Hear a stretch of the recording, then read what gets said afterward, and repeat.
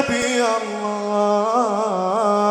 يا رسول الله يا طيبة جئتك صبا لرسول الله محبا بالروضة سكنت روحي وجوار الهدي محمد يا طيبة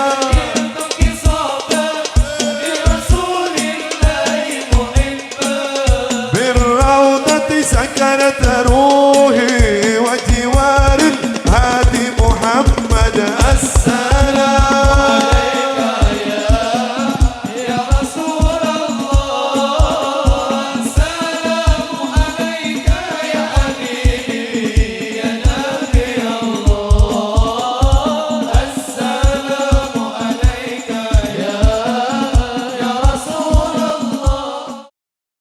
Tausiah pertama yang insya Allah akan dikedepankan oleh Al-Ustadz Ahmad Kusyairi.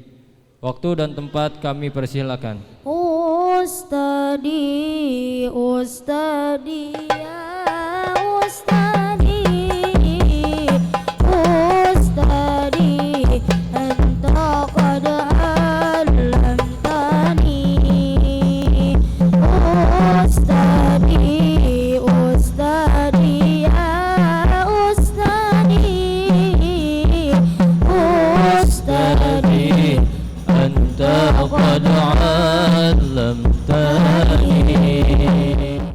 Assalamualaikum warahmatullahi wabarakatuh. Alhamdulillah alladzi hadana li hadza wa ma kunna linahtadiya laula an hadana Allah. Allahumma salli wa sallim wa karrim ala sayyidina wa habibina wa syafi'ina wa maulana Muhammadin miftahi babi rahmatillah adada ma fi ilmillah salatan wa salaman daimaini bidawami mulkillah wa ala alihi wa sahbihi wa man walah amma ba'd. Alhamdulillah. Hadirin hadirat jamaah Masjid Al-Murabbi yang senantiasa dimuliakan oleh Allah Subhanahu wa taala. Pertama-tama marilah kita sama-sama panjatkan puji dan rasa syukur kita atas kehadirat Allah Subhanahu wa taala, Zat yang maha luhur, Zat yang maha agung, Zat yang maha rahman, Zat yang maha mulia, yang mana dengan sebab kemuliaannya, dengan sebab keagungannya, dengan sebab kebesarannya, Allah Subhanahu wa taala pada sore hari ini telah berkenan mengumpulkan kita di dalam rangka bersilaturahim, di dalam rangka mengambil daripada bagian warisan Rasulullah sallallahu alaihi wasallam. Mudah-mudahan setiap langkah kaki kita menuju masjid ini dijadikan oleh Allah Subhanahu wa taala digantikan dengan pahala yang berlipat ganda, dan semoga dosa-dosa kita diampuni oleh Allah Subhanahu wa taala, dosa kedua orang tua kita diampuni Allah Subhanahu wa taala, dan setiap orang yang mempunyai hajat di dalam hatinya Allah taala gabulkan segala hajat-hajatnya lebih daripada yang dia harapkan. Amin. Allahumma amin. Salawat dan salam tak lupa senantiasa kita haturkan kepada pemimpin kita, Nabi mulia, Nabi besar Muhammad sallallahu wasallam mabarak alaih wa ala alih, dan mudah-mudahan salawat itu pula senantiasa terlimpahkan atas segenap keluarganya, kepada para sahabatnya, kepada para tabi'in, juga kepada para atba'ut tabi'in ila yaumil qiyamah. Amin. Allahumma amin. Alhamdulillah ya. Banyak sekali yang bisa kita syukurin berkumpulnya di pada sore hari ini. Di antaranya kita berkumpul bukan sembarangan ngumpul, tapi kita kumpul di mana? Di rumah Allah Subhanahu wa taala. Sebagaimana Rasulullah SAW bersabda dalam sebuah hadis, majtama'a qaumun fi baitin min buyutillah yatluna kitaballah wa yatadarasunahu bainahum illa nazalat alaihimus sakinah wa ghashiyatuhumur rahmah wa haffathumul malaikah wa zakarahumullahu fi man indah. Apa kata Nabi Muhammad sallallahu alaihi wasallam? Tidaklah berkumpul satu kaum, satu kelompok di rumah daripada rumah-rumahnya Allah. Yang dimaksud di sini adalah masjid. Yatluna kitaballah, dan mereka membaca Al-Qur'an, wa yatadarasunahu bainahum, dan mereka saling mempelajari isi daripada Al-Qur'an tersebut satu sama lain. Apa kata beliau? Illa nazalat alaihimus sakinah, terkecuali Allah akan berikan ketenangan, ketenteraman di dalam jiwanya. Wa ghasyiyatuhumur rahmah, dan Allah Ta'ala akan menghujani rahmatnya. Wa haffathumul malaikah, dan Allah Ta'ala kirim para malaikat-malaikatnya. Allah Ta'ala kirim para penduduk-penduduk langit, yang apa mereka lakukan? Yaitu mereka membentangkan sayapnya menaungi orang-orang yang ada dalam masjid tersebut. Wa dzakarahumullahu fi man indah, dan Allah Ta'ala banggakan orang tersebut di khalayak makhluk-makhluk yang ada di sekelilingnya. Jadi luar biasa enggak? Luar biasa ya kita sore hari ini ngumpul di rumah Allah. Padahal kita tahu mungkin di waktu yang sama, di jam yang sama, di menit dan detik yang sama, berapa banyak kaki yang Allah Ta'ala giring ke tempat maksiat. Allah Ta'ala giring ke tempat yang mana diturunkan laknat Allah Jalla Jalaluhu wa Ta'ala azamatuh. Namun dari sekian banyak kaki yang Allah Ta'ala perjalankan di muka bumi, Allah Ta'ala telah memilih kaki kita untuk mengenang Nabi besar Muhammad sallallahu alaihi wasallam. Mudah-mudahan nafahat serta keberkahan turun kepada kita. Amin. Allahumma amin. Cuman saya mau ngingetin buat jamaah semua, hadirin hadirat yang dimuliakan Allah, masuk masjid itu udah pada niat i'tikaf belum? Jangan sampai enggak niat i'tikaf. Jadi untuk yang belum, kita sama-sama niat ya. Nanti saya baca ikut sertakan. Siap semuanya? Ya, kita baca Bismillahirrahmanirrahim. Nawaitu al-i'tikafa ma dumtu fihi lillahi ta'ala. Dengan menyebut nama Allah, aku berniat i'tikaf selama di dalam masjid ini karena Allah Ta'ala. Tanamkan dalam hati semua. Ya, kita sama-sama niat i'tikaf.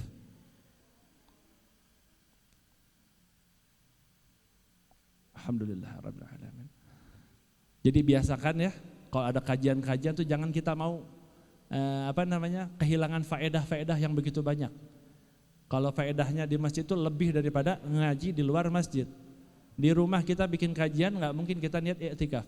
Di musola kita bikin kajian belum tentu kita bisa niat i'tikaf. Tapi kalau di masjid, di rumah-rumah Allah, kita dimungkinkan dan disunnahkan untuk niat i'tikaf. Jadi seandai ketika dalam pengajian ada yang setengah tunduh meren ya, ada yang agak ngantuk, tapi dia dapat pahala. Pahala apa? Pahala i'tikaf. Ya.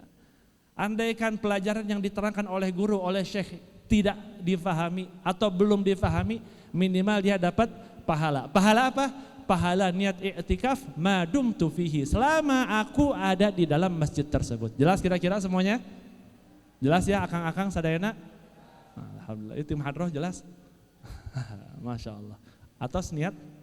Atas, alhamdulillah. Ini temanya apa nih? Bebas aja temanya. Oh, temanya Nabi Muhammad. Ya. Paling banyak itu tema kalau membahas tentang Rasulullah. Karena ketika kita membahas Rasulullah, mau seumur hidup kita utarakan tentang sanjungan kepada Nabi Muhammad, itu tidak cukup untuk memuliakan Nabi kita Rasulullah sallallahu alaihi wasallam. Al-Habib Ali bin Muhammad bin Husain bin Abdullah bin Syekh Al-Habsyi, beliau mengatakan, wa ala tafannuni wasifihi biwasfih yafna az-zamanu wa fihi ma lam yusafi.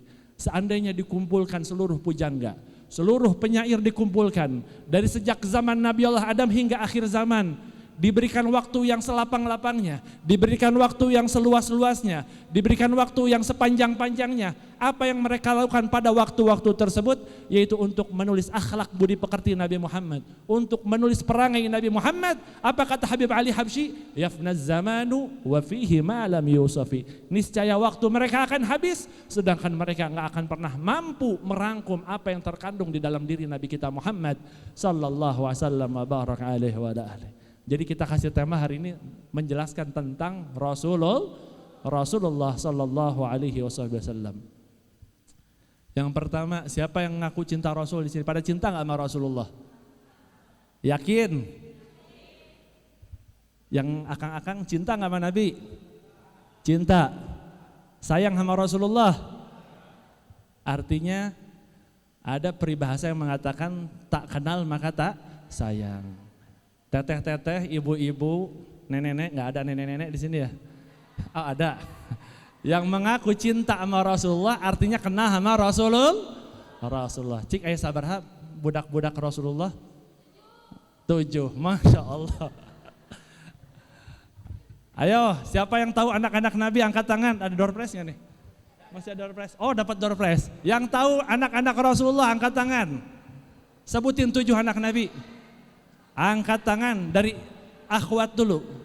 Yang tahu anak-anak Nabi dengan nama-namanya. Ada berapa jumlah laki-laki, ada berapa jumlah perempuan?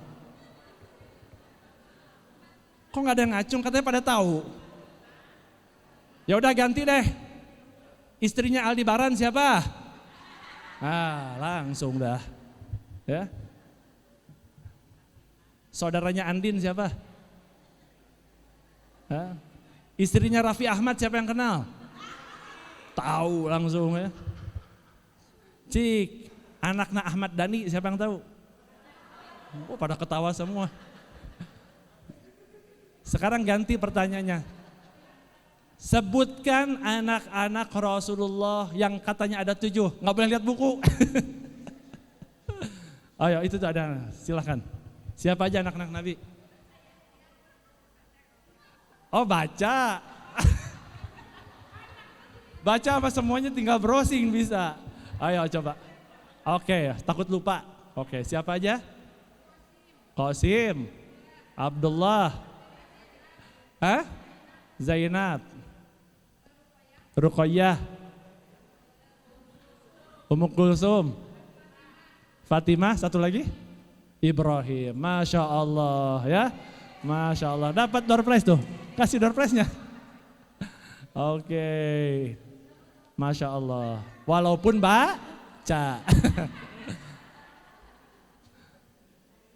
Ayo giliran ditanya, siapa istrinya Raffi Ahmad? Suri pada apal semua ya. Taib, itu bukti cinta adalah kita mengenal sosok yang kita cintai. Siapa yang hafal nasab Nabi Muhammad sampai Sayyidina Adnan? Angkat tangan. Yang hafal nasab Rasulullah sampai Sayyidina Adnan.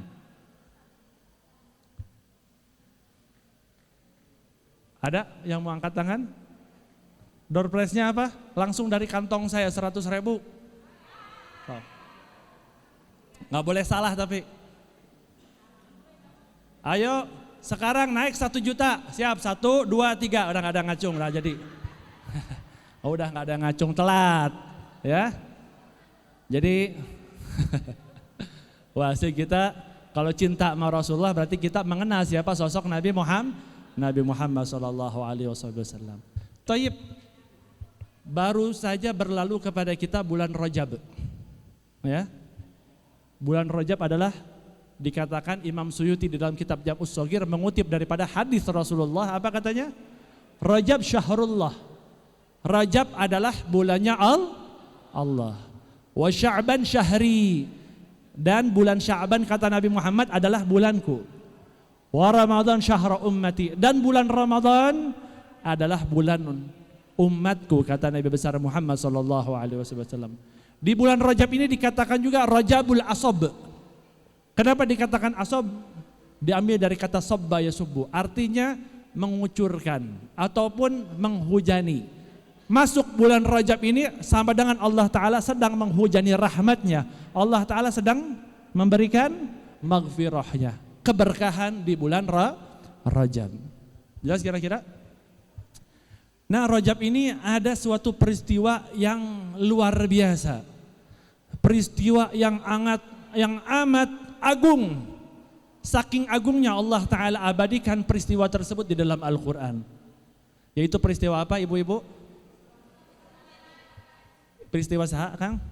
Isra Mi'raj. Ya. peristiwa Isra Mi'raj. Allah Ta'ala telah abadikan peristiwa Isra Mi'raj tersebut di dalam ayat Al-Quran. Allah Ta'ala berfirman, A'udzu billahi minasyaitonir rajim. Bismillahirrahmanirrahim. Subhanalladzi asra bi'abdihi lailan minal masjidil harami ilal masjidil aqsa alladzi barakna haulahu linuriyahu min ayatina innahu huwas samiul basir. Maha suci Allah yang telah memperjalankan hambanya. Siapa hambanya? Nabi besar Muhammad sallallahu alaihi wasallam, dari Masjidil Haram ke Masjidil Aqsa. Di mana Masjidil Haram? Di Makkah Al-Mukarramah. Ilal Masjidil Aqsa. Di mana Masjidil Aqsa? Di Palestina. Alladzi barakna haulahu, yang telah kami berkahi sekelilingnya, kami muliakan sekelilingnya. Untuk apa? Linuriyahu min ayatina, agar kami memperlihatkan tanda kebesaran-kebesaran kami. Innahu huwas samiul basir, sesungguhnya beliau maha mendengar dan maha melihat. Ya. Jadi kita akan membahas sedikit daripada peristiwa Isra dan Mi'raj. Banyak sekali hikmah dalam peristiwa Isra Mi'raj. Sebelum diisrakan, Rasulullah saat itu sedang beristirahat di mana? Di Hijr Ismail. Ada yang tahu Hijr Ismail? Apa Hijr Ismail? Itu lengkungan tembok kecil yang huruf U, itu Hijr Ismail. Jadi ketika itu Nabi Muhammad sedang berbaring di Hijr Ismail dengan dua sahabat beliau. Yang pertama ada Sayyidina Hamzah, yang satunya ada Sayyidina Ja'far bin Abi Thalib. Ya. Kemudian di tengah peristirahatan beliau, idz atahu Jibril wa Mikail wa ma'ahuma malakun akhar. Maka datanglah malaikat Jibril, malaikat Mikail dan malaikat Israfil. Ketiga malaikat tersebut menghampiri Nabi kita Muhammad sallallahu alaihi wasallam, kemudian menggiring beliau ke sumur Zam-Zam. Di riwayat lainnya dikatakan saat itu Nabi Muhammad sedang berbaring di rumah Ummu Hani, saudari daripada Sayyidina Ali karramallahu wajhah. Ya. Setelah Nabi Muhammad sallallahu alaihi wasallam beliau dibaringkan di sumur Zam-Zam, kemudian malaikat Jibril mengatakan bahwasanya malaikat Jibril wasyaqqu batnahu syaggan latif. Kemudian malaikat Jibril membelah dada Rasulullah sallallahu alaihi wasallam tanpa ada rasa sakit sedikit pun. Sebentar, lihat jam dulu. Oh, masih ada. Saya takutnya kelebihan, ya. Masih ada 15 menit lagi, ya, aman. Kemudian setelah dibelah oleh malaikat Jibril, maka malaikat Jibril memerintahkan malaikat Mikail untuk membawakan bejana yang diisi dengan air Zam-Zam. Untuk apa air Zam-Zam tersebut? Yang kemudian digunakan untuk mencuci dada Nabi kita Muhammad sallallahu wasallam mabarak alaihi wa alihi. Ingatin untuk apa dipakai air Zam-Zam? Buat mencuci. Apa makna mencuci di sini? Kita mesti bersihin dulu mindset kita saat ini. Fokus ya. Arti dibersihkan itu enggak mesti daripada segala sesuatu yang kotor. Kadang kita punya mindset mencuci itu karena sesuatu yang kotor. Kita ambil contoh. Sekarang lagi musim hujan, kaki kita becek kena cipratan air. Kita ambil wastafel, cari ke keran, kita cuci. Tujuannya apa? Untuk membersihkan kaki daripada kotoran. Habis makan asin, tangan. Habis makan cimol, kotor tangan kita. Kita cari wastafel, kita cuci tangan. Artinya kita mencuci untuk menghilangkan kotoran. Hanya saja kata-kata mencuci ini tidak berlaku pada dada Nabi Muhammad. Artinya bukan karena kotoran Nabi Muhammad itu dicuci. Lalu untuk apa?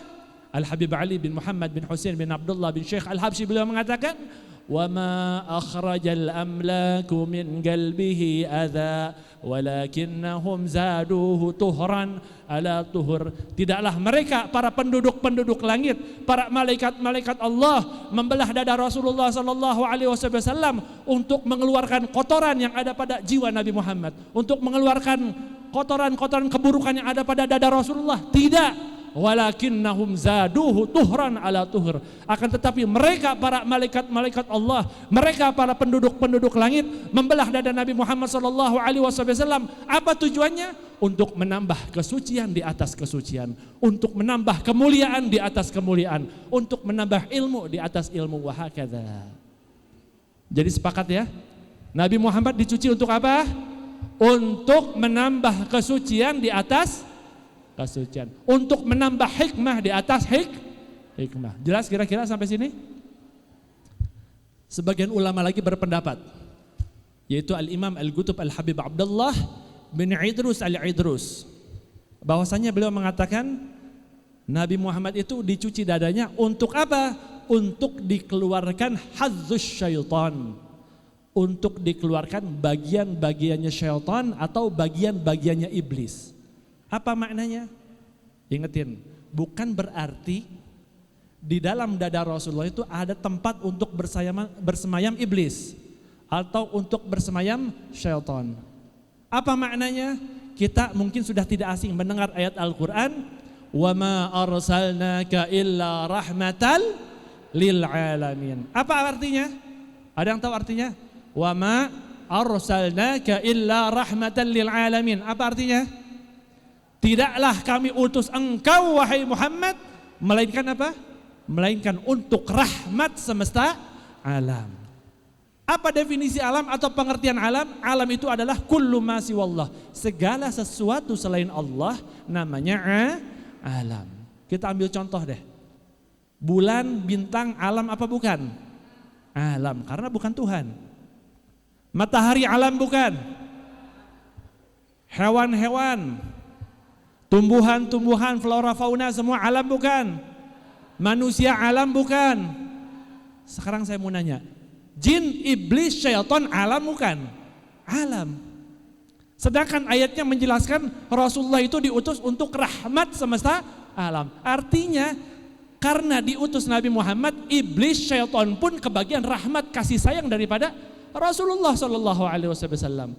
Hanya saja kita garis bawahi, innallaha la yukhliful mi'ad. Allah Ta'ala kalau sudah berjanji, beliau tidak akan pernah menyelewengkan daripada janjinya. Apa janji Allah Ta'ala? Bahwasanya iblis, bahwasanya syaitan, mereka semua dilaknat oleh Allah Subhanahu wa Ta'ala selama-lamanya abadi di dalam neraka. Jadi bertentangan enggak? Bertentangan. Di sisi lain di dalam ayat Al-Quran dikatakan, sesungguhnya kami utus engkau Muhammad untuk rahmat semesta alam. Sedangkan jin dan iblis itu termasuk alam, artinya kebagian rahmat Allah Subhanahu wa Ta'ala. Tapi Allah mengatakan bahwasanya iblis dan syaitan abadi selama-lamanya di neraka. Maka kata Al-Habib Abdullah bin Al-Idrus, tujuan dibelah dada Rasulullah untuk dikeluarkan bagian iblis dan syaitan, karena iblis dan syaitan sudah dijanjikan oleh Allah Subhanahu wa Ta'ala selama-lamanya di neraka. Apa buktinya? Ketika iblis disuruh sujud kepada Nabi Adam, apa katanya? Aba wastakbara wa kana minal kafirin. Mereka semua menolak untuk sujud kepada Nabi Allah Adam, dan mereka termasuk golongan yang kafir. Kira-kira kalau orang kafir tempatnya di mana? Di neraka. Dan saya mau tanya juga, hikmahnya. Iblis, syaitan, ibadah udah ribuan tahun lamanya. Kemudian ketika Nabi Adam diciptakan, iblis disuruh sujud, iblis enggan, sombong. Apa kata iblis? Aku diciptakan dari api, sedangkan Nabi Adam diciptakan dari tanah. Satu kesombongan. Yang asalnya iblis ahli ibadah, dengan satu kesombongan Allah Ta'ala usir dari surga, pindah ke neraka, abadi selama-lamanya di dalam neraka. Pertanyaannya, kita sehari 24 jam berapa kali kita sombong? Tidak terhitung. Iblis dengan satu kesombongan, yang mana iblis terkenal ahli ibadah, nurut sama Allah Subhanahu wa Ta'ala, karena satu kesombongan iblis diusir daripada neraka. Kita sehari 24 jam, jangan sehari, kasih jeda 2 jam, berapa kali kita sombong sama orang? Ya, karena sorban besar, karena apa nih? Rida. Ini tipuan semua. Karena kita datang di masjid, ini tipuan buat kita semua. Manakala kita tidak membersihkan niat kita. Fasahihi niyata qoblal a'mali wa'ti biha makrunatan bil awwali. Maka perbaiki niat kita. Masuk kita ke masjid, ke rumah Allah, perbaiki niat kita. Apa tujuan kita? Hanya ingin mencari ridha Allah. Hati-hati yang masuk ke masjid niatnya karena apa? Karena punten yang munsidnya kasep. Ya? Karena apa? Karena yang hadrohnya enakeun. Hati-hati, salah niat kita. Niat kita datang ke sini tujuan apa? Untuk mencari ridha Allah, tidak yang lain. Niat kita pakai apa? Pakai pakaian muslim tujuannya apa? Untuk menutup aurat kita. Untuk sunnah Nabi besar Muhammad sallallahu alaihi wasallam. Hati-hati kepada niat. Jelas kira-kira? Jelas ya? Lihat dulu. Oh, masih ada. Karena dibatas sampai berapa menit lagi? 12 menit lagi. Thayyib. Karena ini gak mungkin kita selesaikan Mi'raj sampai Mi'raj kita gak mungkin selesai. Kita singkat cerita aja deh. Tadi Rasulullah dicuci dadanya oleh malaikat Jibril. Pakai air apa? Pakai air Zam-Zam. Ini ada rumus. Ya, rumus. Segala sesuatu yang berkaitan dengan Rasulullah, maka sesuatu tersebut menjadi mulia. Pernah dengar nggak Nabi Musa bahwasanya dia punya mukjizat bisa bicara dengan Allah Ta'ala? Pernah dengar? Pernah dengar nggak? Nabi Musa itu bisa bicara dengan Allah sebagai kalimullah. Itu kalau mau bicara di mana? Di gunung, di Tursina, Bukit Sina. Itu pun harus copot sendal nggak? Harus dicopot sendalnya. Baru bisa bincang sama Allah Ta'ala. Jelas nggak kira-kira? Tapi Nabi Muhammad ketika Mi'raj diundang oleh Allah Subhanahu wa taala kehadirannya sampai ke Sidratul Muntaha, beliau berangkat dengan sendal-sendalnya. Artinya, kenapa sendal tersebut dimuliakan? Karena nempel kepada kaki Nabi Muhammad sallallahu alaihi wasallam. Kita ini mulia bukan karena kita hebat, bukan karena kita ahli ibadah, bukan karena kita ahli masjid, tapi kita mulia karena kita dinisbatkan kepada umat Nabi Muhammad sallallahu alaihi wasallam. Imam Busiri mengatakan lamma da'allahu da'ina li ta'atihi bi akramir rusli kunna akramal umami. Dengan sebab panggilan Allah kepada Nabi Muhammad, maka jadilah kita umat yang mulia. Tahu padang Madinah? Madinah itu dulunya padang tandus yang gersang. Ya. Begitu Nabi Muhammad hijrah dari Mekah ke kota Madinah, maka kota Madinah menjadi mulia. Bahkan air Zam-Zam pun tadinya memang air mulia, tapi kemuliaan air Zam-Zam itu melebihi daripada kemuliaan telaga Kautsar. Sebagaimana di dalam kitab Baijuri, Syekh Ibrahim Baijuri mengutip daripada syair. Apa katanya?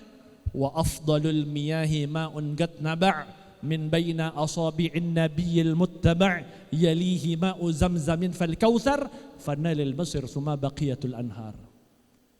Tahu nggak air yang paling mulia yang ada di alam semesta? Air, benda mati. Ya. Yang paling mulia yang ada di alam semesta, ada yang tahu nggak di sini? Air apa yang paling mulia? Air Zam-Zam. Ada lagi? Aqua, ada yang jawab fit. Air yang paling mulia yang ada di alam semesta adalah wa afdalul miyahi ma'un gat naba' min baina asabi'in nabiyil muttaba.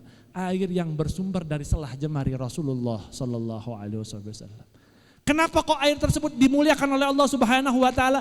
Karena sumbernya langsung jari jemari Rasulullah yang mulia. Maka air pun yang tadinya biasa-biasa saja menjadi mulia.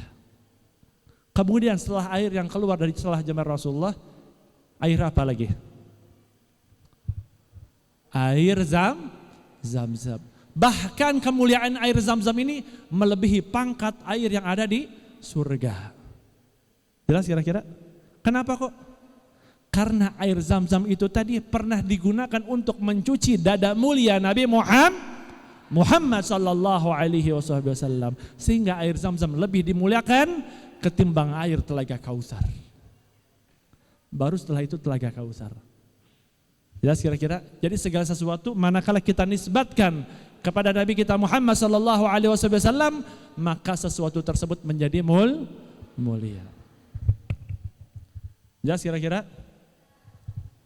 Nabi Musa aja minta jadi umat Rasulullah. Ketika Nabi Musa melihat khususiat ataupun keutamaan-keutamaan, keunggulan tentang umat Rasulullah, maka Nabi Musa mengambil keputusan, meminta kepada Allah Ta'ala, ya Allah, ij'alni min ummati Muhammad. Ya Allah, kalau begitu jadikanlah aku umat Rasulullah sallallahu alaihi wasallam. Nabi, Rasul yang sudah dijamin surganya, mau jadi umat Rasulullah. Kita tanpa minta jadi umat Rasulullah. Pertanyaannya, cuman kita diaku atau enggak, itu doang masalahnya. Kita sih ngaku Nabi kita, Nabi Muhammad. Pertanyaannya, Nabi Muhammad ngakuin kita apa enggak? Itu yang jadi masalah. Hati kita masih banyak bobroknya. Hati kita masih rusak, masih hasut, masih dengki sama orang. Ya. Kita ngaku jadi umat Nabi Muhammad. Maka harapan kita dengan adanya perkumpulan semacam ini, ya, kita mengharap diri kita menjadi lebih baik daripada hari sebelumnya. Habib Salim bin Abdullah bin Umar Syatiri beliau mengatakan apa? Allahumma shalli ala sayyidina Muhammad. Majalisul khair taj'alukal khair walau kunta minal asyrar. Perkumpulan yang baik maka akan menjadikan engkau individu yang baik, ya, walaupun engkau bukan dari golongan orang yang baik. Orang kumpul sama tukang parfum, kebawa wanginya enggak? Kebawa wanginya. Ngumpul sama tukang ngaji, kebawa ngajinya enggak? Kebawa ngajinya. Ayo sendiri-sendiri, malah ini banyak kan, wow, seragam ya, biru-biru semua, ungu-ungu semua, kan seragam.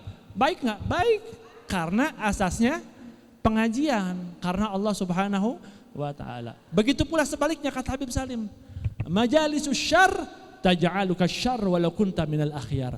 Perkumpulan yang buruk, perkumpulan yang tidak baik, maka akan menjadikan engkau individu yang tidak baik, sekalipun engkau daripada golongan orang yang baik. Tadi nama ngomongnya baik, santun. Begitu ngomong sama orang preman, ngumpul sama preman, bahasa jadi kayak kebun binatang. Ya, segala ayah sasatoan teh ayah sadeunanya. Ayah naon wae sih? Itulah pokoknya. Ini di rumah Allah Subhanahu wa Ta'ala. Kenapa? Karena perkumpulannya sama orang yang tidak baik. Sedikit demi sedikit dia akan mengikuti orang yang dia dudukin tersebut. Menjalas janazah, seseorang itu akan mengikuti orang yang ada di sekelilingnya. Oleh sebab itu Habib Abdullah bin Husin bin Tahir beliau berpesan, wa in aradta sunnatan nabiyyi fajtanibanna qurana asui wakhtar minal ashabi kulla mursyidi innal qarina bil qarini yaktadi wa suhbatul akhyaru lil qalbi dawa tazidu lil qalbi nasyatan wa guwa wa suhbatul juhali daun wa ama tazidu lil qalbi sagimi sagama. Apabila kalian, kata Habib Abdullah bin Husin bin Tahir, ingin senantiasa istiqamah, continue di dalam melaksanakan sunnah-sunnah yang diajarkan, yang dianjurkan oleh Rasulullah sallallahu alaihi wasallam. Apa kiat-kiatnya kata beliau? Fajtanibanna qurana aswi. Jauhilah oleh engkau teman yang tidak baik, teman yang tidak ada manfaatnya. Kemudian dilanjutkan oleh beliau, wakhtar minal ashabi kulla mursyidi innal qarina bil qarini yaktadi. Pilihlah oleh engkau teman yang baik, teman yang bisa memberimu petunjuk. Karena kenapa? Teman satu kepada teman satunya akan saling mengikuti. Teman kepada temannya akan saling mengikuti. Kemudian beliau lanjutkan lagi, wa suhbatul akhyaru lil qalbi dawa tazidu lil qalbi nasyatan wa guwa. Dan sahabat baik itu adalah obat untuk hati kita, yang menambah hidup kita itu semakin semangat di dalam mengarungi segala rintangan di dalam hidup. Kalau ada teman yang baik, akan termotivasi kita menjadi lebih baik. Akan tetapi wa suhbatul juhali daun wa ama tazidu lil qalbi sagimi sagama. Sahabat yang bodoh itu adalah penyakit buat hati. Yang apa? Yang bisa membuat hati kita buta. Tazidu lil qalbi sagimi sagama. Dan akan menjadikan hati kita yang tadinya sudah kotor akan semakin kotor. Yang tadinya yang udah hitam menjadi semakin hitam. Karena apa? Karena bergaul dengan orang yang kurang baik, ya. Mudah-mudahan apa yang saya sampaikan pada sore hari ini bermanfaat, ya. Karena sudah ada tulisannya. Sekarang masuk sesi tanya jawab. Mudah-mudahan Allah Ta'ala senantiasa memberkahi kita.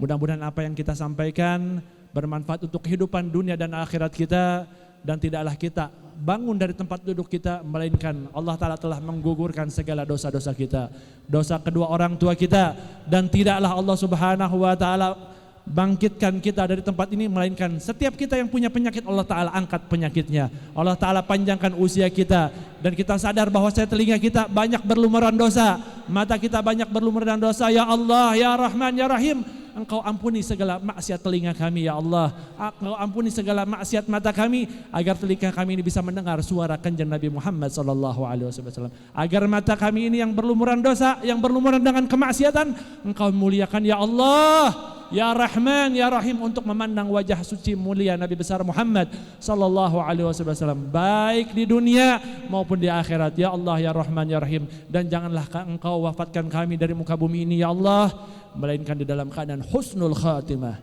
di dalam keadaan husnul khatimah, di dalam keadaan husnul khatimah. Dan ya Allah, ya Rahman, jadikanlah negeri kami negeri yang aman, negeri yang sentosa. Jauhkanlah negeri kami daripada wabah, jauhkanlah negeri kami daripada bencana alam, ya Allah, bijahin Nabi Muhammadin sallallahu alaihi wasallam. Al-Fatihah. A'udzubillahi minasyaitonir rajim. Bismillahirrahmanirrahim. Alhamdulillahirabbil alamin arrahmanir rahim maliki yaumiddin iyyaka na'budu wa iyyaka nasta'in ihdinas siratal mustaqim siratal ladzina an'amta 'alaihim ghairil maghdubi 'alaihim waladdallin. Silakan yang mau bertanya kepada Ustaz Seri. Ya, di luar tema juga nggak apa-apa.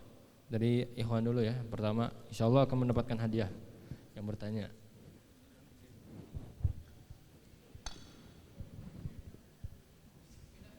Coba dari laki-laki yang punya pertanyaan.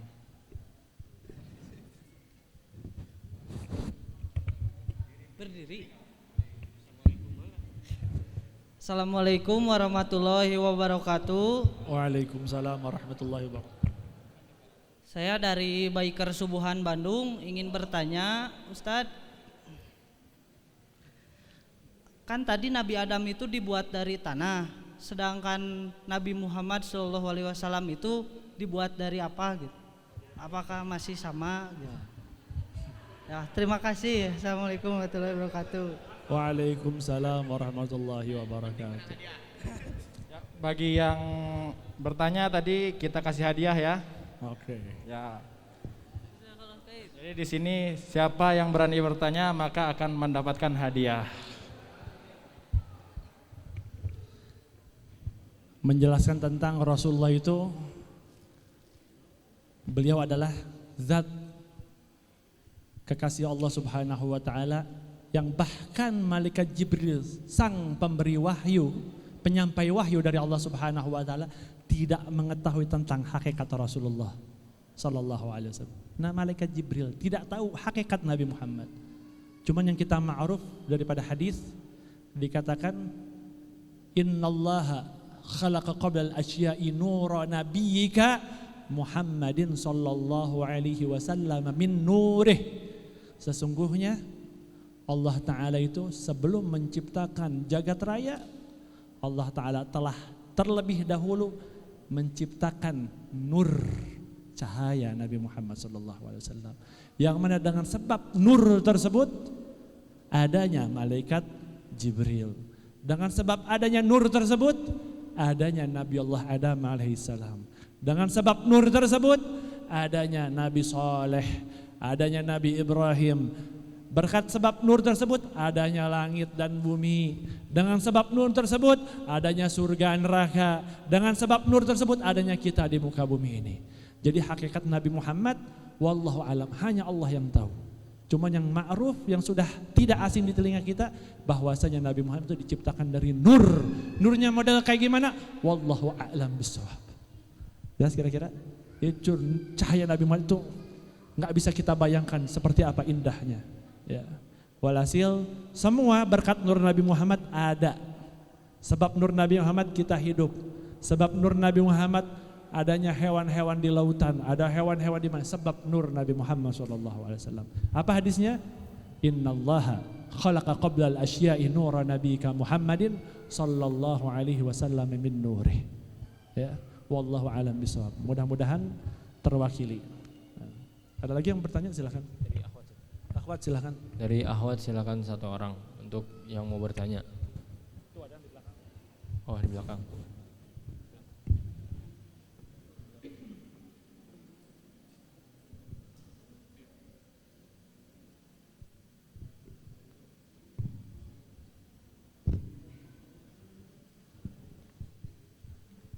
Sambil berdiri. Assalamualaikum Ustadz. Waalaikumsalam Ya, warahmatullahi izinkan saya wabarakatuh. bertanya, Ustadz, apa hukum merayakan malam Isra Mi'raj di malam 27 Rajab, ya di bulan Rajab? Ya, sekian. Hukum merayakan. Terima kasih. Ini sebenarnya pertanyaan dari berbagai macam komunitas, elemen masyarakat segala macam. Ini udah pertanyaan lama ya. Bahkan bukan Isra Mi'raj saja. Bagaimana hukum merayakan Maulid Nabi? Bagaimana hukum ziarah kubur? Nah ini nanti nggak akan jauh beda dari pertanyaan orang. Jadi bagaimana hukum merayakannya? Sangat diperkenankan. Selagi ketika kita merayakannya tidak ada hal-hal yang membuat kita keluar dari agama Islam. Seperti apa?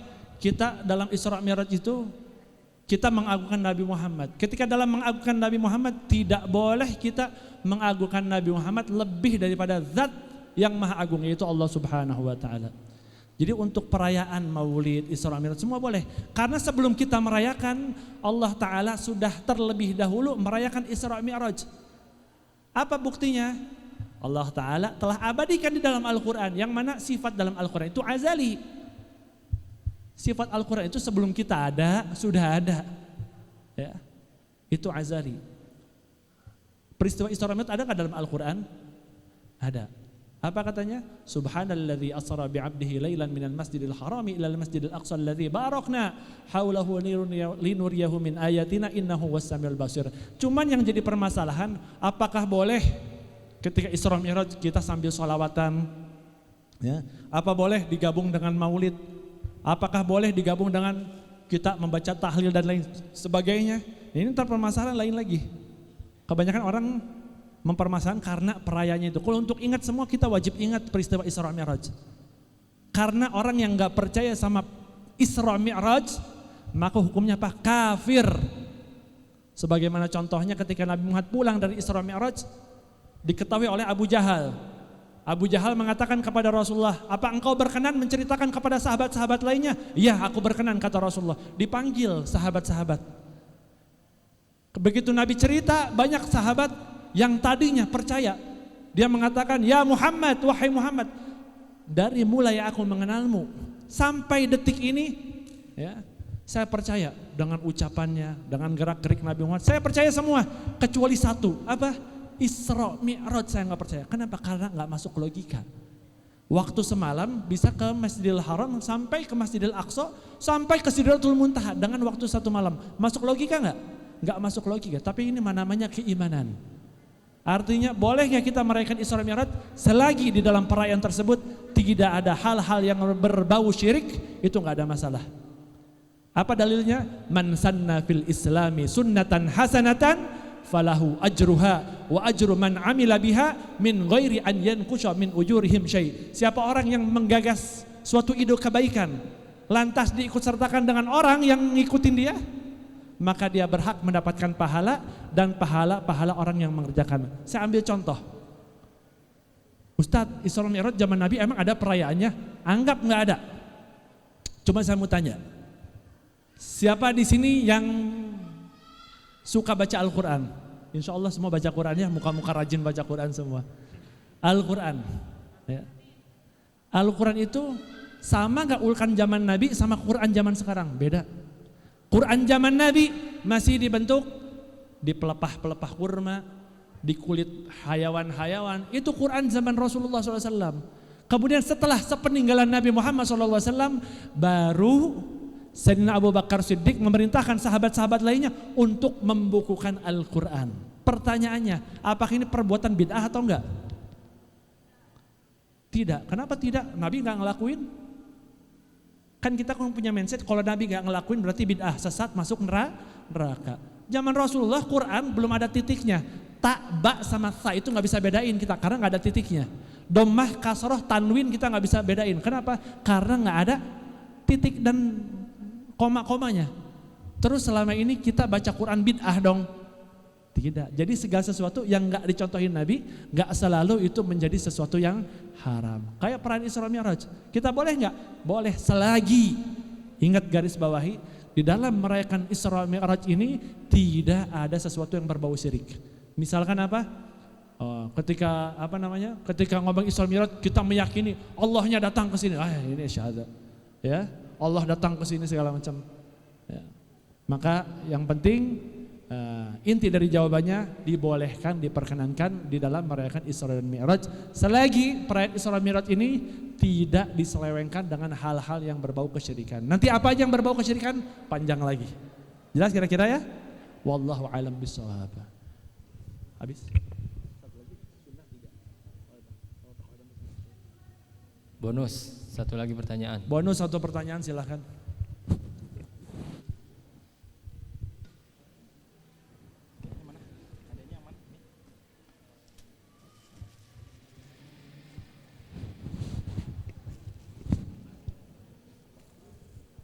Ayo berdiri yang mau ngasih pertanyaan. Assalamualaikum warahmatullahi wabarakatuh. Saya Sandi dari Bikers Subuhan Bandung. Mungkin pertanyaan di luar ini ya, yang menciptakan gerakan sholat itu pertama kali siapa? Mungkin segitu aja. Assalamualaikum warahmatullahi wabarakatuh. Bingung ya? Mana dalilnya ruku seperti yang kita ruku sekarang ini? Mana dalilnya sujud seperti kita sujud sekarang ini? Ya. Yang pertama kita meyakini kalau segala sesuatu yang datang dari Nabi betul atau salah? Ucapan Nabi ada yang salah tidak?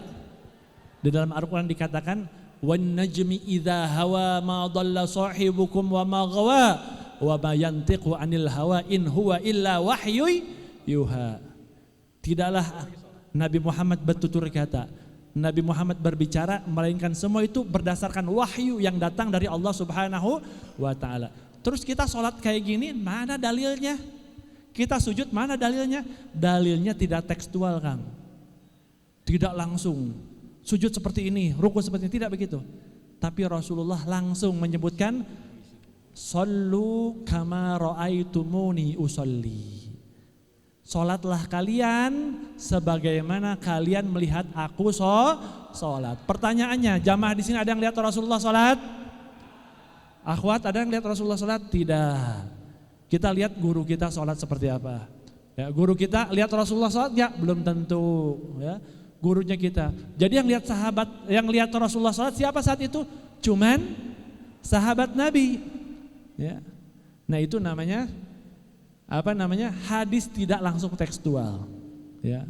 Jadi pertama kali yang menciptakan sholat pasti Allah Subhanahu wa taala, diwahyukan kepada malaikat Jibril yang akan disampaikan kepada Rasulullah. Kemudian sampai ada gerakan seperti ini, bagaimana ceritanya? Karena Rasulullah mengatakan shollu kama ra'aitumuni usolli. Salatlah kalian sebagaimana kalian melihat aku salat. Rasulullah salat dilihat oleh sahabat. Sahabat salat dilihat oleh para tabi'in. Tabi'in dilihat oleh para atba'ut tabi'in, diikuti oleh ulama salaf, diikuti oleh ulama khalaf, sampai kepada kita sekarang ini. Kita sholat ngikutin siapa? Guru-guru kita. Oleh sebab itu ketika ngaji perlu ada guru. Man la syaikha lahu fa syaikhuhu syaitan. Orang yang enggak punya guru maka gurunya iblis. Zaman sekarang dalam Al-Qur'an dikatakan wala taqul lahuma uffin wala tanharhuma wa qul lahuma qaulan karima. Ketika engkau diperintahkan oleh orang tua, jangan kau mengatakan ambilin minum, boleh nggak kepada orang tua? Nggak boleh. Berarti mukul boleh dong? Mukul boleh dong? Perintahnya yang dilarang cuman doang. Benar nggak? Berarti mukul orang tua boleh? Boleh, nggak ada dalilnya. Artinya ini namanya qiyas. Ketika aja kepada orang tua tidak boleh, apalagi memukul orang tua. Ini analogi sebagaimana yang tadi. Di dalam pengambilan satu dalil nggak selalu tekstual. Kayak contoh maulid, iqra'u maulid tidak akan ada dalilnya. Tapi maulid ketika Rasulullah puasa hari Senin ditanya oleh sahabat radhiyallahu anhu ajmain, "Ya Rasulullah limadza tasum?" Ya Rasulullah, kenapa engkau puasa? "Dzaka yaumun wulidtu fihi." Karena hari Senin aku dilahirkan. Itu dalil maulid. Jadi enggak serta-merta Rasulullah mengatakan iqra'u maulid, bacalah maulid. Ayo salat, ruku, sujud, enggak begitu. Jadi cara pengambilan dalil itu enggak selalu tekstual. Jadi dalam arti kata kita salat seperti ini awal mulanya siapa? Tentu dari Allah Subhanahu wa taala, disampaikan kepada Rasulullah, diikutsertakanlah oleh kita umatnya Nabi besar Muhammad sallallahu alaihi wasallam. Jelas kira-kira kan? Ya, mudah-mudahan terwakili dengan jawabannya. Wabillahi taufiq wal hidayah. Assalamualaikum warahmatullahi wabarakatuh.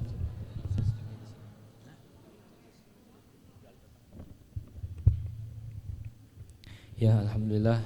Terima kasih kepada Ustadz Ahmad Husairi yang telah memberikan ilmu-ilmunya kepada kita. Mudah-mudahan kita yang menerimanya bisa mendapatkan ilmu yang bermanfaat. Amin. Man ana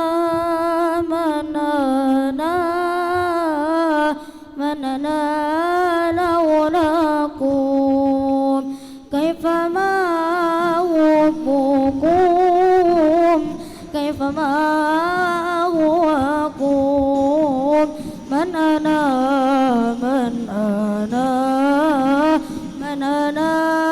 laulakum kaifa ma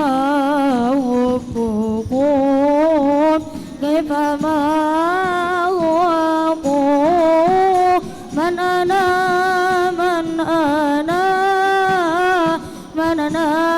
لو نقول كيف ما حبكم كيف ما هوكم من أنا لو نقول كيف ما حبكم كيف ما هوكم.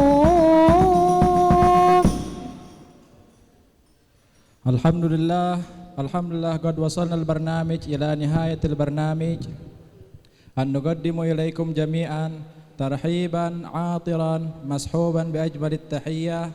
فنقول لكم أهلا وسهلا ومرحبا بحضوركم في هذا المكان المبارك. ثم ننتقل إلى البرنامج التالي وهو موعظة الحسنة والدعاء يكفله سيد الوالد الحبيب علي زين العابدين الكاف. الوقت والفرصة فعليه فليتفضل مشكورا.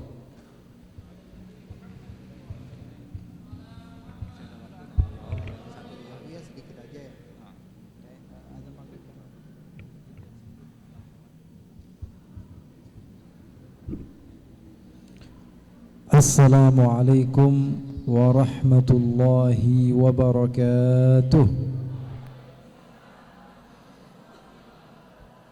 Alhamdulillah nahmaduhu wa nasta'inuhu wa nastaghfiruh wa na'udzu billahi min shururi anfusina wa min sayyiati a'malina. Man yahdihillahu fala mudilla lahu wa man yudlil fala hadiya lahu.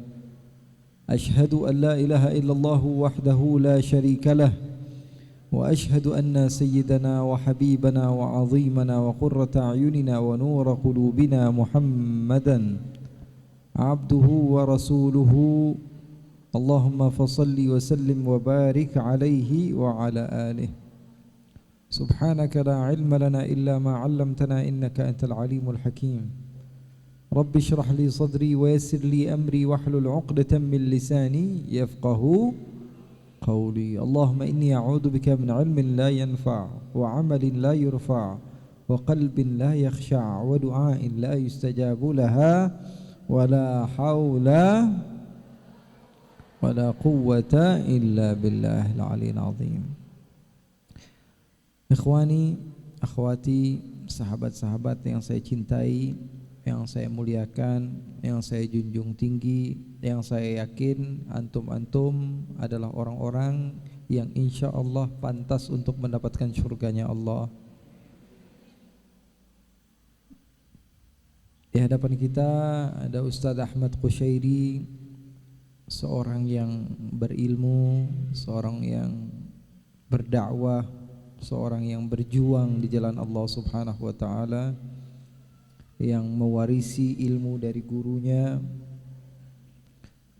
Al-Habib Salim bin Abdullah bin Umar Asy-Syatiri, dari gurunya lagi Al-Habib Abdullah bin Umar Asy-Syatiri, dari gurunya lagi Al-Habib Ali bin Muhammad Al-Habsyi, dari gurunya lagi Al-Habib Abu Bakar bin Abdullah bin Talib Al-Attas, dari gurunya lagi Al-Habib Hasan bin Saleh Al-Bahar.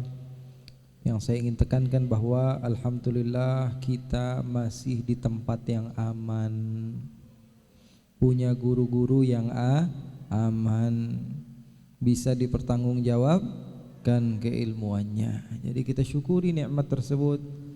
Terlebih di komunitas yang saya bina, sahabat-sahabat saya yang berjuang bersama-sama saya, sahabat muslim, mudah-mudahan membawa arti muslim yang sesungguhnya, dan insya Allah termasuk menjadi wadah supaya kita bisa sampai kepada Allah dengan selamat dan betul-betul istislam.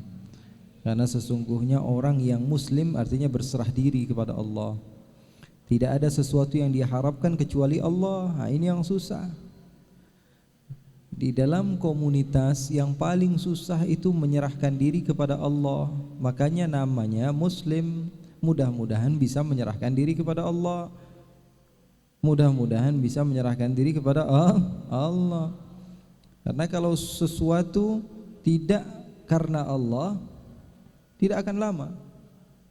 Apapun itu, komunitas kah, organisasi kah, apa saja, kalau segala sesuatu itu bukan karena Allah nggak bakalan lama. Makanya kita berharap muslim kita al-ism 'alal musamma. Kita betul-betul menyerahkan diri kita kepada Allah dan berjuang untuk Allah, bukan untuk orang lain, untuk Allah semata. Mudah-mudahan muslim semakin berjaya, semakin berkah, dan insya Allah para ustadz-ustadz, para kiai, para habaib nempel sama muslim. Insya Allah, amin ya rabbal alamin. Ibu-ibu, bapak-bapak yang dimuliakan oleh Allah, adik-adik, kakak-kakak, semuanya yang hadir pada sore hari ini, kita ini termasuk orang yang fisabilillah. Dan kita nggak pernah tahu kalau kita ini sedang mendapatkan sesuatu yang begitu hebat dan mewah. Nabi Muhammad SAW bersabda dalam hadis yang derajatnya kuat, "Ghudwatun fi sabilillahi aw rauhah khairun minad dunya wa ma fiha." Kata Nabi Muhammad, ngumpul sore-sore seperti ini di jalan Allah Subhanahu wa taala itu lebih baik dari dunia dan seisinya. Jadi tanpa kita sadari kita mendapatkan pahala yang besar. Kok Habib ngomongnya pahala terus sih?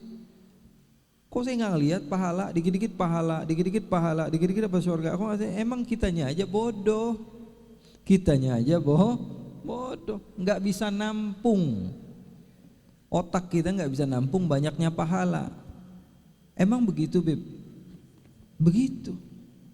Ini saya contohkan yang masuk akal, yang masuk akal. Orang yang hidup 500 tahun yang lalu, kalau kita katakan perjalanan dari Malaysia ke Bandung ditempuh 2 jam, kira-kira percaya atau tidak? Orang yang hidup 500 tahun yang lalu, mereka tidak pernah membayangkan adanya pesawat. Jangankan pesawat, mobil aja gak kepikir. Kita katakan orang berjalan dari Malaysia menuju ke Bandung hanya ditempuh dalam waktu 2 jam, percaya atau tidak kira-kira? Tidak percaya. Bahkan mereka berani bersumpah, demi Allah gak mungkin ada itu. Kamu itu menghayal, kamu itu bodoh. Kita dibodohi, kita dikatakan bodoh. Kenapa? Karena kita menghayal, kata mereka. Karena mereka tidak tahu bahwa sesungguhnya ada pesawat yang bisa membawa kita dalam jangka waktu 2 jam saja dari perjalanan Malaysia menuju ke Indonesia atau ke Bandung. Sama seperti di zaman Rasul sallallahu alaihi wasallam. Rasul sallallahu alaihi wasallam pergi ke Palestina di malam hari, pagi hari sudah sampai ke Mekah. Orang di zaman Nabi bilang Nabi Muhammad gila. Kenapa? Karena nggak masuk akal. Tapi kalau sekarang masuk akal nggak? Jangankan pagi di Mekah, orang dari Mekah ke Palestina cuma 1 jam, ngopi sebentar, Isya, maghrib dia berangkat, Isya dia ngopi sampai di sana, terus pulang lagi jam 10 udah di Mekah lagi. Aneh atau tidak? Sekarang nggak aneh, tapi kalau zaman itu aneh atau tidak? Aneh. Menunjukkan apa? Bahwa sesungguhnya semakin tahun, semakin waktu berjalan, semakin kita ditunjukkan oleh Allah bahwa kita ini manusia yang bodoh, manusia yang lemah. Kalau sekarang saya tanya, dari Malaysia sampai ke Bandung waktunya kurang dari 1 jam, percaya atau tidak? Enggak percaya. Kenapa? Karena belum masuk nalar di otak kita. Tapi bisa jadi 10 tahun ke depan ada penemuan yang bisa mengatakan bahwa bisa jadi itu. Kenapa? Karena Allah Subhanahu wa taala yang berkehendak, Allah berkuasa. Kalau sekarang kita nggak percaya sampai berani sumpah. Begitu juga orang yang hidup 100 tahun yang lalu, mereka berani bersumpah. Pakai Al-Quran juga berani. Kenapa? Karena mereka belum melihat. Nah sekarang kita bakalan tahu bahwa sesungguhnya kenikmatan yang hakiki, yang sesungguhnya ketika kita mendapatkan pahala yang begitu besar di sisi Allah. Sekarang emang ngerasa biasa aja, tapi nanti di hari kiamat kita lihat. Dengar ucapan saya, nanti di hari kiamat antum dan antuna akan melihat bahwa sesungguhnya pahala yang kita raih dari perkumpulan-perkumpulan yang seperti ini insya Allah besar di sisi Allah Subhanahu wa ta'ala. Amin ya Rabbal Alamin. Ikhwani yang dimuliakan oleh Allah, orang yang beriman kepada Allah itu hidupnya nikmat. Hidupnya nikmat. Kalau enggak beriman kepada Allah, hidupnya susah.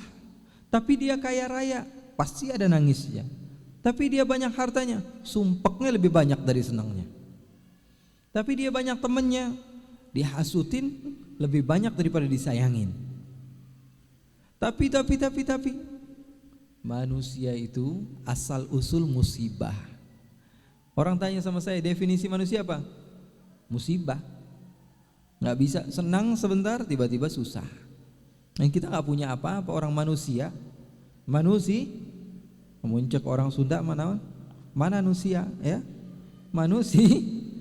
Nggak punya apa-apa. Manusia itu apa? Nggak punya apa-apa, kosong. Kita nggak punya apa-apa. Buktinya apa Habib?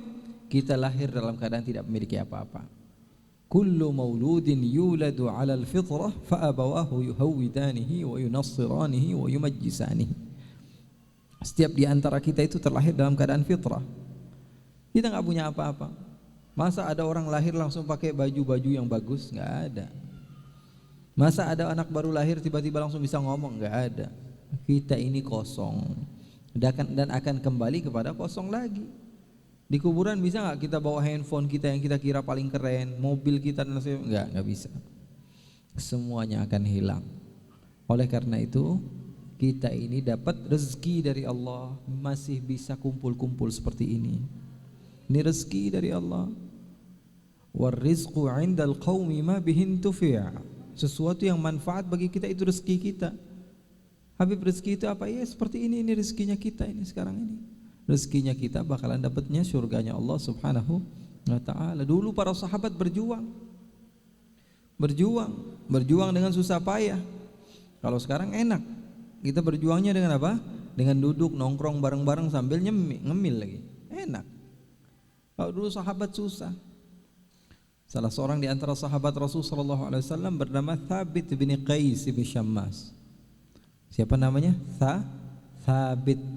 Siapa nama sahabat Nabi? Thabit. Di dalam salah satu peperangan namanya peperangan Al-Yamamah. Ini sahabat Thabit ini orangnya khusyur. Beliau orang Ansar. Beliau sangat beriman sekali kepada Allah Subhanahu wa taala. Beliau sangat beriman kepada Allah. Suatu saat beliau pernah mengangkat suaranya di hadapan Nabi. Mengangkat suaranya di hadapan Nabi, tidak tinggi, akan tapi dia merasa dirinya mengangkat suaranya di hadapan Nabi.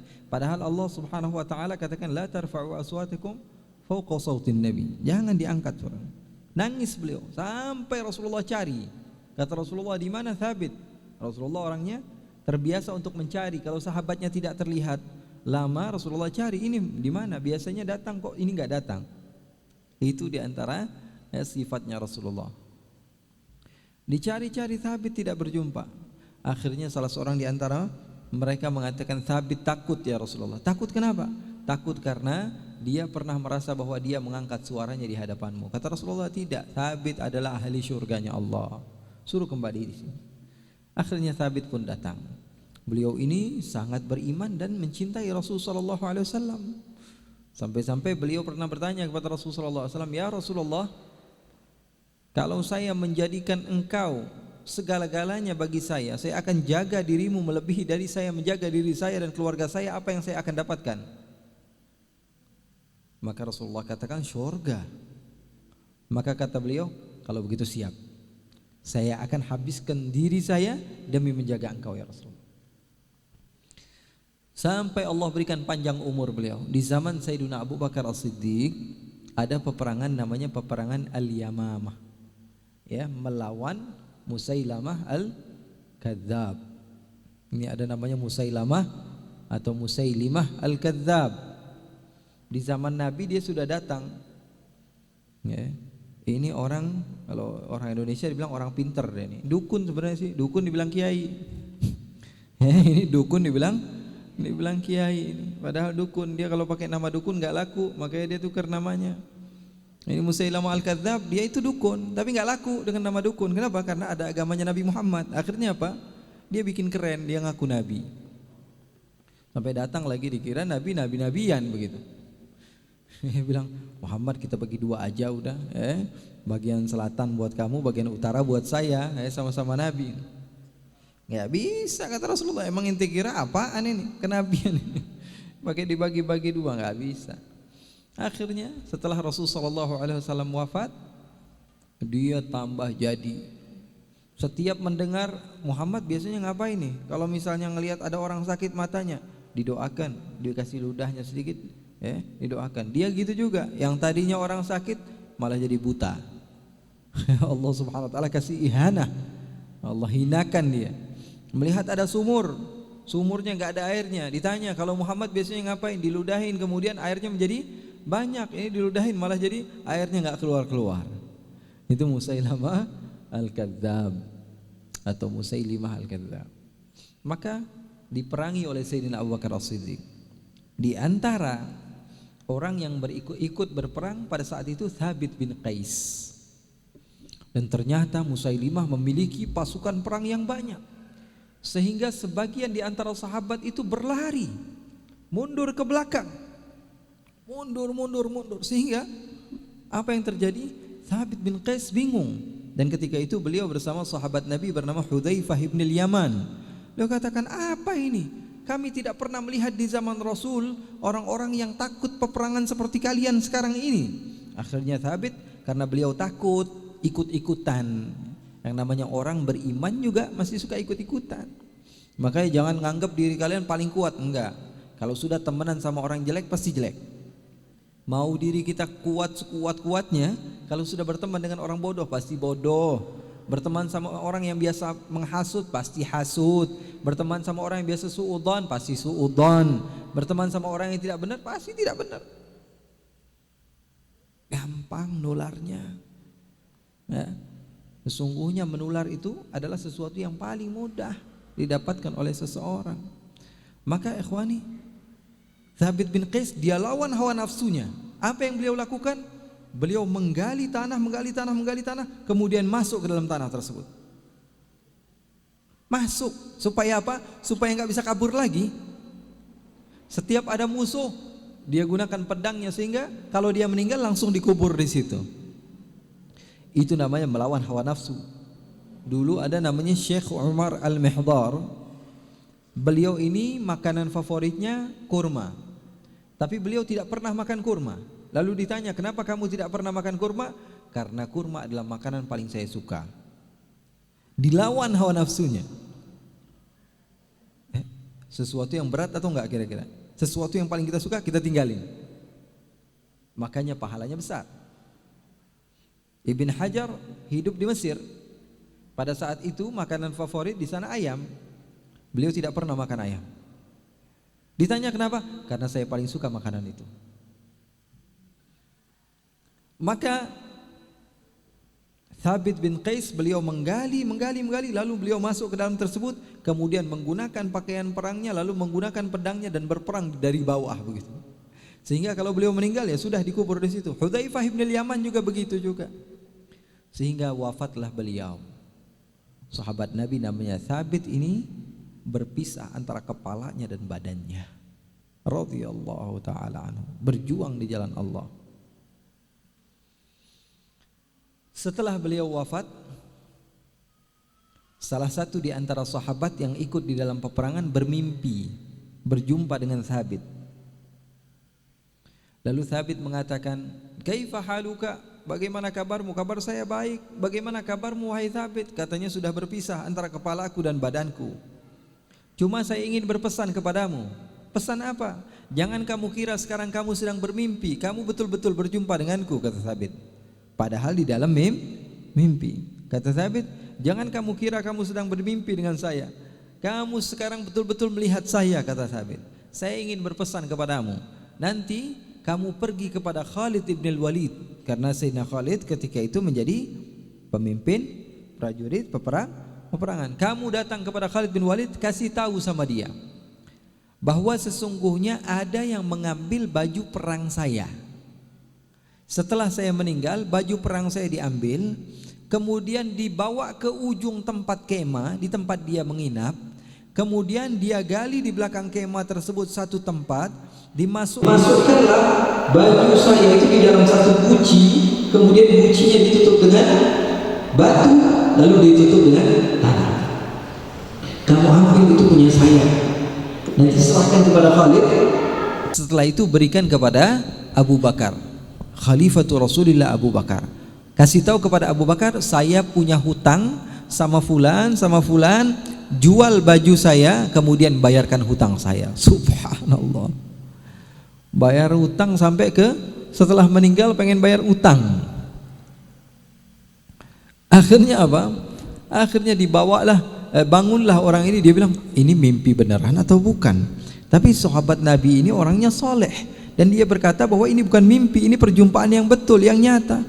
Akhirnya dia datang kepada Khalid dan berkata kepada Khalid pesan dari Thabit bin Qais tadi. Lalu Khalid bin Walid mencari di mana kemahnya, dicari, ternyata betul ada kemah di ujung dan di belakangnya ada tanah yang sudah digali. Kemudian digali sama siapa? Sayyidina Khalid bin Walid. Kemudian dibuka, betul ada batu. Kemudian batunya diambil, kemudian ada guci. Di dalam guci ternyata betul ada baju perangnya Thabit bin Qais. Subhanallah. Wala taqulu liman yuqtalu fi sabilillahi amwata. Jangan kalian kira orang yang mati dalam keadaan di jalan Allah mereka orang yang mati, tidak. Maka dibawa oleh Sayyidina Khalid bin Walid baju tersebut kepada Sayyidina Abu Bakar. Kemudian dijual oleh Sayyidina Abu Bakar, dibayarkan hutang orang tadi. Maka Sayyidina Abu Bakar mengatakan, "Hadhihi akhiru wasiyatin." Katanya ini adalah awal wa akhir. Ini adalah pertama dan terakhir wasiat yang diwasiatkan oleh orang yang sudah meninggal. Orang meninggal ada wasiatnya. Yang saya ingin sampaikan apa? Satu, sahabat berjuang mati-matian. Kedua, jangan pernah anggap bahwa usaha kita sia-sia. Kita melakukan sesuatu, kita akan mendapatkan pahala yang besar di sisi Allah Subhanahu wa taala. Dan insyaallah ini langkah yang baik dari kita semua, dan insyaallah Allah Subhanahu wa taala berikan istiqamah kepada kita. Insyaallah Allah tidak haramkan kita untuk bersama-sama berkumpul di surga. Kalau di dunia ini sementaran doang, di dunia ini sementara saja.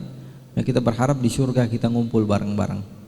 Di surga kita ngumpul bareng-bareng. Kalau saya tidak mampu masuk surga, tolong dong, ingetin. Kalau di dunia kita pernah bareng-bareng, masa di surga pisah-pisah? Jadi kita berharap kepada Allah, di dunia kita pernah ngumpul bareng-bareng, insya Allah di akhirat juga kita bareng-bareng. Kalau mengandalkan amal ibadah, aduh, pusing kadang-kadang mikirnya, jauh sekali dari kata soleh atau solehah. Tapi mudah-mudahan dengan kecintaan kita kepada satu sama lain, mudah-mudahan ini bisa menyampaikan kepada kita supaya menggapai surganya Allah Subhanahu wa ta'ala. Mungkin itu saja dari saya, dan kalau ada pertanyaan silahkan.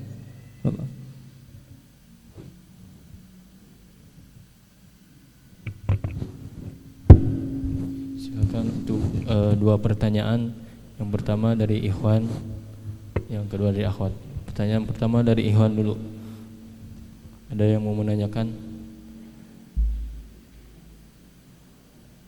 Oh, ada.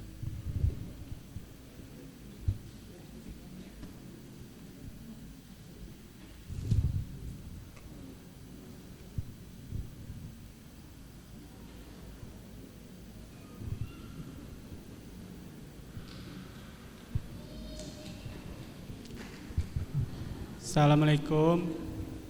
Bib, mau tanya, kalau hukumnya pacaran kan haram, kalau pacarannya di WA gimana? Maaf. Makasih. Assalamualaikum.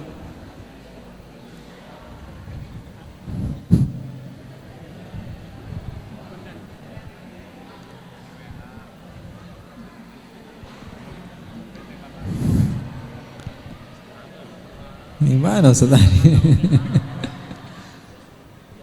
Oke. Menghukumi sesuatu kita harus tahu mahiyahnya apa. Hakikat dari sesuatu yang kita ingin hukumi. Dikatakan pacaran. Apa itu pacaran? Pacaran adalah satu kata yang dikenal oleh orang Indonesia ya, tentang sesuatu yang terlahir daripada hati antara seorang laki-laki kepada perempuan atau perempuan kepada lelaki. Urusannya urusan hati nih. Atau terkadang urusan seru-seruan antara laki-laki sama perempuan. Atau terkadang dia malu kalau tidak memiliki ya, pacar atau misalnya seperti. Intinya apa? Pacaran adalah hubungan antara laki-laki sama perempuan. Itu pacaran. Pacaran seperti itu. Nah, kalau kita katakan pacaran adalah hubungan antara laki-laki dan perempuan, kita lihat dulu. Apakah dia ini sudah berstatus suami istri? Kalau pacarannya setelah menikah, maka itu adalah pacaran yang hakiki. Kalau pacarannya setelah menikah, maka itu adalah pacaran yang hakiki. Sekarang kalau pacaran selain itu, maka tidak dibenarkan sama sekali. Tapi lewat WA doang, lewat WA, lewat Instagram atau lewat mana, pacaran seperti itu nggak modal namanya.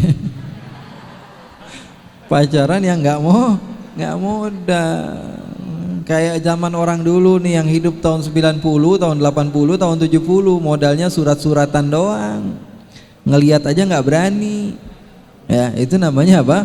Pacaran yang nggak modal. Udah haram nggak berani lagi orang ya. Udah sesuatu yang haram, tanggung-tanggung dosanya sama. Ya. Dan dia nggak mau. Intinya apa? Intinya nggak dibolehin. Tapi saya niatnya supaya dia bertakwa kepada Allah. Bertakwa bukan dengan cara seperti itu. Wah, saya Beb setelah pacaran sama dia, saya ngingetin dia untuk selalu sholat malam. Ada nggak yang begitu? Eta teh ngaranna modusnya. Modus itu namanya. Emang nggak ada ustadznya, emang nggak ada ustadzahnya. Kalau perempuan nggak ada ustadzahnya, gitu enggak. Ini justru dosanya berlipat-lipat. Yang pertama karena dia berpacaran, yang kedua karena dia menggunakan agama untuk menghalalkan sesuatu yang Allah haramkan. Jadi jangan dikira bahwa yang bareng-bareng yuk kita hadir kajian yuk, kamu kan pacar aku, biar aku yang bonceng kamu. Ah, ini dosanya apa? 2 kali lipat. Dosa pacaran dan dosa menghalalkan pacaran dengan nama syariat. Jadi jangan dikira wah wa atbi'is sayyi'atal hasanata tamhuha. Kita pacaran tapi kita hapus dosanya dengan kajian. Enggak. Justru ini adalah dosa yang berlipat ganda. Jadi hukumnya apa? Tetap dosa. Tetap dosa. Ya, apa enaknya juga pacaran lewat WhatsApp. Enggak, dosa hukumnya. Silakan. Silakan sekarang dari Ahwat.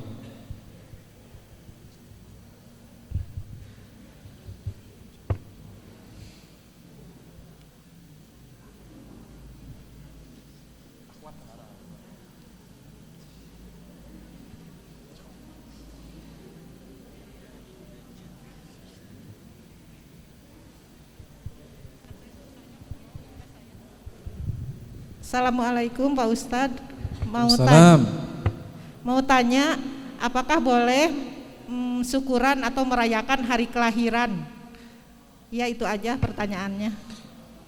Di dalam agama Islam selagi tidak ada larangan dari Allah Subhanahu wa taala dan Rasulnya maka diperbolehkan ngapain aja. Boleh nggak naik mobil? Kan nggak ada di dalam Al-Quran, nggak ada dalam hadis. Boleh. Boleh nggak megang handphone? Kan nggak ada di dalam Al-Quran, nggak ada dalam hadis. Boleh. Selagi main handphonenya bukan melihat hal-hal yang negatif. Selagi naik mobilnya bukan ke arah-arah yang negatif. Begitu juga boleh nggak saya merayakan hari kelahiran? Boleh saja, nggak ada larangan dalam agama. Nggak ada larangan dalam agama. Hanya saja kalau kita tasyabbuh kepada orang yang tidak beriman, nah itu nggak boleh. Tergantung caranya. Boleh nggak kita bahagia, tasyakur dan lain sebagainya? Tidak ada larangan untuk tidak melakukan. Bahkan Nabi Muhammad SAW ketika ditanya kenapa puasa hari Senin, kata beliau, dzaka yaum wulidtu fih. Kata Rasulullah, pada hari itu saya dilahirkan. Rasulullah memperingatinya tapi dengan cara yang baik. Kalau misalnya kita melakukan dengan cara-cara yang tidak baik, contohnya seperti apa? Minum minuman keras atau yang semisalnya, yang dilihat caranya. Yang dilihat caranya. Kalau seperti itu maka tetap haram. Atau tasyabbuh, kita ikut-ikut kepada caranya orang yang tidak beriman kepada Allah, maka itu haram. Tapi selagi umat Islam sudah menggunakan cara seperti itu tidak disebut tasyabbuh lagi. Karena memang sudah kelakuan umat Islam seperti itu, ya nggak apa-apa. Dosa nggak? Nggak dosa. Nggak ada larangan. Nggak ada larangan. Ya. Itu memang ada khilaf antara ulama tentang at-tark, ya, sesuatu yang ditinggalkan oleh Nabi. Ya, tapi intinya ya boleh-boleh saja, Bu. Boleh ya. Kalau mau sekalian juga bagus. Kalau misalnya ada majelis taklim, wah saya sekalian nih mau syukuran, saya ulang tahun, saya mau nyumbang kambingnya 10. Nah, bagus begitu. Ya, sekalian manfaat. Allah berikan rezeki yang lebih dengan seperti itu. Ya, jadi boleh nggak? Boleh. Saya ngumpulin orang-orang di rumah saya biar pada makan, pada minum, pada duduk bareng-bareng silaturahmi, boleh, bagus, nggak ada larangan. Yang ngelarang, ya kadang-kadang orang ada yang ngelarang, ya bilang aja kita cuman apa? Ngadain kumpul-kumpulan. Ya kalau emang kamu nggak suka nggak usah hadir. Ya kalau kamu nggak suka nggak usah hadir. Dan yang seperti ini tidak disalahkan oleh syariat dan tidak dianjurkan juga oleh syariat, ya, kecuali hal-hal yang seperti tadi, sedekah dan semisalnya. Wallahu a'lam. Wassalamualaikum warahmatullahi wabarakatuh. Cara selanjutnya doa, Bu, yang akan dipimpin oleh Abu ya.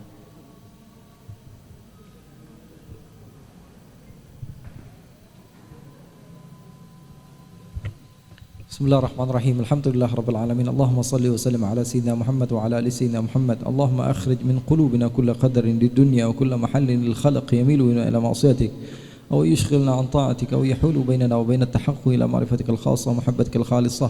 Ya Allah, ya Rabbal Alamin, sebagaimana Engkau mengumpulkan kami di tempat yang mulia ini, kumpulkan kami di syurga-Mu, ya Allah. Ya Allah, ya Rabbal Alamin, kami hamba yang hina, kami hamba yang lemah, akan tapi kami yakin kami adalah hamba yang Kau cintai, ya Allah. Sebagai bukti kami masih mampu untuk memanggil nama-Mu, ya Allah, itu adalah tanda cinta-Mu kepada kami, ya Allah. Maka berikanlah kepada kami istiqamah dalam kebaikan, ya Allah. Jauhkan kami orang-orang yang jahat, dekatkan kami orang-orang yang baik, ya Allah, dan kumpulkan kami kelak di hari kiamat bersama orang-orang yang baik.